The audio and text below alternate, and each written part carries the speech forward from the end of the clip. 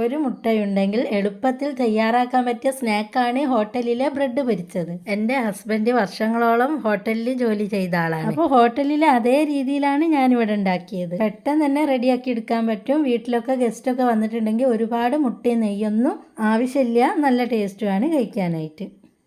അതിനു മുന്നേ ഒരു സെക്കൻഡ്, ഇത് കണ്ടുകൊണ്ടിരിക്കുന്ന സമയത്ത് തന്നെ ഒരു ലൈക്ക് തരാനും സബ്സ്ക്രൈബ് ചെയ്യാതെയാണ് നിങ്ങൾ കാണുന്നതെങ്കിൽ ഇപ്പോൾ തന്നെ ഒന്ന് സബ്സ്ക്രൈബ് ചെയ്ത് സപ്പോർട്ട് ചെയ്യാനും മറക്കണ്ട.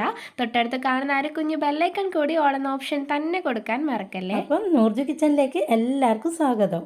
അതിനായിട്ട് ആദ്യം നമുക്കൊരു ബാറ്റർ റെഡിയാക്കി എടുക്കാം.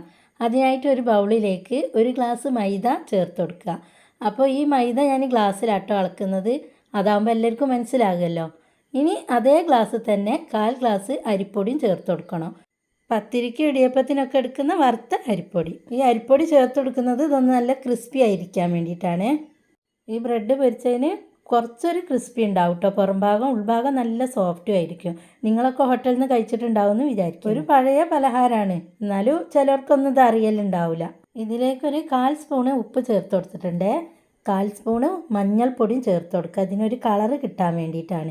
ഇനി ഇതിലേക്ക് 3 സ്പൂണ് പഞ്ചസാര ചേർക്കുക. ഈ ഒരു സ്നാക്കിന് നേരൊരു മധുരമാണ് ഉണ്ടാവുക. നമ്മളെ ബ്രെഡിനും ഉണ്ടാകുമല്ലോ ചെറിയൊരു മധുരം.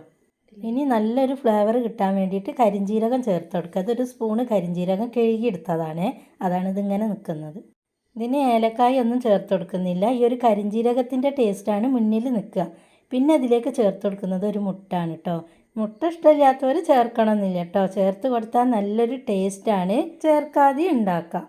ഇനി ഇതെല്ലാം കൂടി ഒന്ന് കുറച്ച് വെള്ളം ചേർത്ത് നമുക്ക് കലക്കിയെടുക്കാം. അപ്പോൾ ഒരുപാട് അങ്ങ് ലൂസായി പോകരുതേ. കലക്കുന്ന ടൈമിൽ കുറച്ച് വെള്ളം ഒഴിച്ച് കലക്കിയെടുത്താൽ മതി.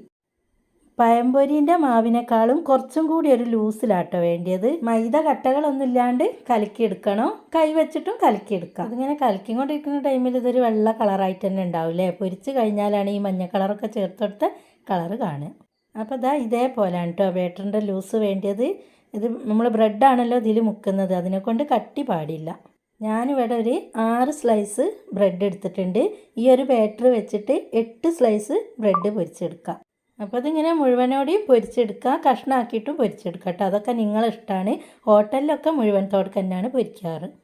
ഇനി ഇത് പൊരിച്ചെടുക്കാനായിട്ട് ഞാനൊരു ചീനച്ചട്ടിയിലേക്ക് സൺഫ്ലവർ ഓയിൽ ഒഴിച്ചു കൊടുത്തിട്ടുണ്ട്. നന്നായിട്ട് ചൂടാവട്ടെ. ചൂടായ എണ്ണയിലേക്ക് ബ്രെഡ് മാവിൽ മുക്കി പെട്ടെന്ന് തന്നെ ഇട്ട് കൊടുക്കാം. ബ്രെഡ് മാവിൽ മുക്കുമ്പോൾ ഒരുപാട് സമയം ഇട്ട് വെക്കരുത്. പെട്ടെന്ന് തന്നെ മാവാക്കി കഴിഞ്ഞാൽ ചീനച്ചട്ടിയിലേക്ക് ഇട്ട് കൊടുക്കണം. അപ്പം ബ്രെഡ് എണ്ണയിലേക്ക് ഇട്ട് കൊടുത്തു കഴിഞ്ഞാൽ പെട്ടെന്ന് തന്നെ തിരിച്ചു മറിച്ചു വിട്ടൊരു ചെറിയൊരു ഗോൾഡൻ കളറാക്കി എടുത്താൽ മതി. ഇത് പൊരിഞ്ഞു വരുന്ന സമയത്ത് നമ്മൾ ചേർത്ത മഞ്ഞൾപ്പൊടീൻ്റെ കളറൊക്കെ നന്നായിട്ട് കാണാൻ പറ്റും. അപ്പോൾ ഇനി ചെറിയ കഷ്ണങ്ങളാക്കിയിട്ടും പൊരിച്ചെടുക്കുന്നുണ്ട്. പെട്ടെന്ന് തന്നെ പൊരിഞ്ഞ് വരും കേട്ടോ. ഇത് ബ്രെഡ് അതിനെക്കൊണ്ട് നമുക്ക് പുറമേ ഉള്ളതൊന്ന് നെരിഞ്ഞ് വന്നാൽ മതി. പിന്നെ പ്ലേറ്റ് നിറച്ചും വേണമെങ്കിൽ നമുക്ക് കഷ്ണമാക്കിയിട്ടും പൊരിച്ചെടുക്കാം. കുറച്ച് ബ്രെഡ് കൊണ്ടൊക്കെ കുറേ സ്നാക്ക് ഉണ്ടാക്കിയെടുക്കാൻ പറ്റും. ഈ ഒരു രീതിയിൽ തന്നെ പൊരിച്ചെടുത്താൽ ഒട്ടും തന്നെ എണ്ണ കുടിക്കാത്ത നല്ല ടേസ്റ്റി ആയിട്ടുള്ള ബ്രെഡ് പൊരിച്ചത് ഉണ്ടാക്കിയെടുക്കാനായിട്ട് പറ്റും. ഈ ഒരു പഴയ പലഹാരം നിങ്ങൾക്ക് എല്ലാവർക്കും ഇഷ്ടപ്പെട്ടെന്ന് വിചാരിക്കുന്നു. ഈ പലഹാരം കഴിച്ചവരുണ്ടെങ്കിൽ ഒന്ന് കമൻറ്റ് ബോക്സിൽ വന്ന് കമൻറ്റ് പറയണേ. വൈകുന്നേരത്തെ ചായക്കൊക്കെ പെട്ടെന്ന് ഉണ്ടാക്കിയെടുക്കാൻ പറ്റിയ നല്ലൊരു സ്നാക്കാണിത്. അപ്പോൾ നിങ്ങളെല്ലാവരും ഒരു പ്രാവശ്യം തന്നെങ്കിലും ഈ ഒരു സ്നാക്ക് ഉണ്ടാക്കി കഴിച്ചു നോക്കണേ. എന്നിട്ട് അഭിപ്രായം ഒന്ന് കമൻറ്റ് ബോക്സിൽ വന്ന് പറയാനും മറന്നു പോകരുത്. അപ്പോൾ ഇന്നത്തെ വീഡിയോ എല്ലാവർക്കും ഇഷ്ടപ്പെട്ടെങ്കിൽ ഒരു ലൈക്ക് തരാനും ഷെയർ ചെയ്യാനും ഒന്നും മറന്നു പോകരുത് കേട്ടോ. ഇനി അടുത്തൊരു പുതിയ വീഡിയോ ആയിട്ട് വരുന്നവരെ അസ്സലാമു അലൈക്കും.